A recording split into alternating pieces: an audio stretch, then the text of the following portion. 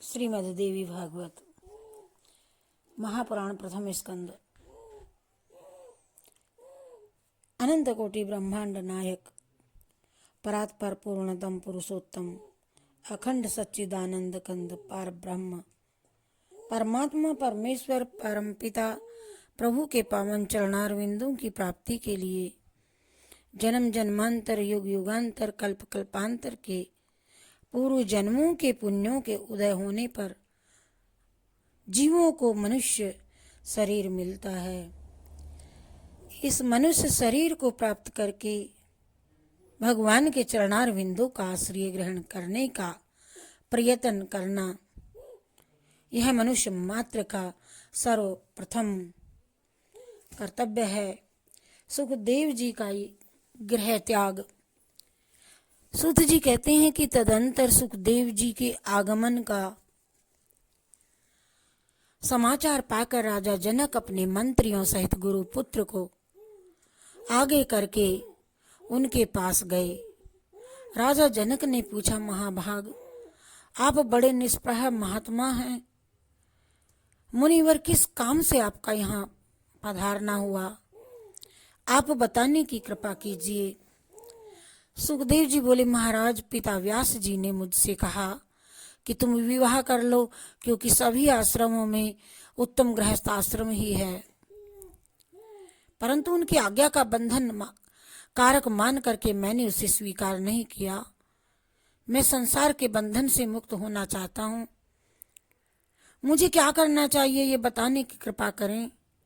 तो जनक जी ने कहा, सुनिए, मोक्ष मार्ग का अनुसरण करने वाले ब्राह्मण को चाहिए कि पहले उसका यज्ञोपवीत संस्कार हो, तब विद्या पढ़ने के लिए वह गुरु के यहाँ निवास करे, उसका समावर्तन हो, तब वह विवाह करके गृहस्थी आश्रय में बन सके। गृहस्थ में ही आश्रमी बन जाए, मन पर अधिकार रखे, पुत्र और पौत्र हो जाने पर वानप्रस्थ हो जाए, तपस्या करके काम क्रोध आदि 6 रीतियों पर विजय प्राप्त करे, न्यायपूर्वक संपूर्ण अग्नियों का अपने में ही आवाहन करके चौथे आश्रम में पैर रखे। विरक्त पुरुष ही सन्यासी होने का अधिकारी है। यदि वैराग्य नहीं हुआ तो कभी भी सन्यास लेना अनुचित है। श्री सुखदेव जी ने पूछा, बुद्धि में वैराग्य और प्रत्यक्ष ज्ञान एवं परोक्ष ज्ञान का उदय हो जाने पर गृहस्थ आदि आश्रमों में रहना आवश्यक है या वन में, बताओ। तो जनक जी ने कहा, मानद, बलवती इंद्रियों पर अधिकार प्राप्त करना बड़ा कठिन काम है। यदि संन्यास लेने पर भी काम वासना जग उठे तो फिर वह पुरुष सुंदर पदार्थ खाने, कोमल सैया पर सोने, इंद्रिय सुख भोगने तथा पुत्र पाने की इच्छा को कैसे शांत कर सकते हैं। अतः इनका वेग शांत करने के लिए क्रमशः त्यागी बनना चाहिए। सन्यासी हो जाने पर भ्रष्ट हो जाए तो फिर उसके लिए कोई भी मार्ग सहज नहीं है। सन्यासी हो जाने पर यदि भ्रष्ट हो जाए तो फिर उसके लिए कोई भी मार्ग सहज नहीं है। सूत जी कहते हैं, जनक जी का उपयुक्त कथन सुनकर सुखदेव जी का मन मुग्ध हो गया और उनकी शंकाएं नष्ट हो गई। उसी क्षण जनक जी से आज्ञा लेकर के वे व्यास आश्रम को चल पड़े। पुत्र को आते हुए देख करके व्यास जी ने मुख के सुख की सीमा न रही। अब पिता के आश्रम में रहना उन्हें अभिष्ट हो गया। पितरों की एक सौभाग्यवती कन्या थी। उस सुंदर कन्या का नाम था पीवरी। पीवरी योग पथ से पथिक होते हुए भी सुखदेव जी ने उसे अपनी पत्नी बनाया और उस कन्या से उन्हें 4 पुत्र हुए, कृष्ण, गौर प्रभु, भूरी और देवश्रुत तथा कीर्ति नाम की एक कन्या हुई। फिर सुखदेव जी अपने पिता व्यास जी का साथ छोड़कर कैलाश के सुरम्य शिखर पर गए और वहां उन्होंने अविचल समाधि लगा ली।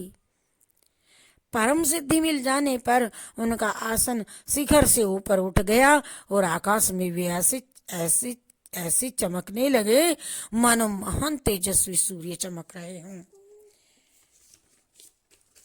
और सुखदेव जी ने जनक जी के कहने अनुसार सब कर्म किए और गृह त्याग दिया। हरि शरणम हरि शरणम, सिमरण कर ले नाम हरि का, सिमरण में हरि मिल जासी, सिमरण में हरि मिल जासी।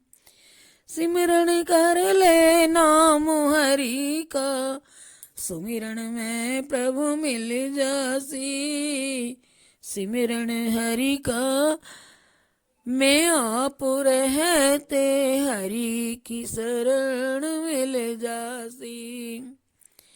चिंतामणि हरि नाम जप ले, तेरी सारी चिंता मिट जासी, चिंता छोड़ हरि सुमिरन कर ले, तेरी हो जाए दूर उदासी। ये पारस मणि हरि नाम भज ले, तेरो दुख दारि दूर हो जासी, हरि नाम की करो कमाई, लक्ष्मी है हरि चरणों की दासी। ये जी लक्ष्मी है हरि चरणों की दासी। शिवार्पण मस्तु।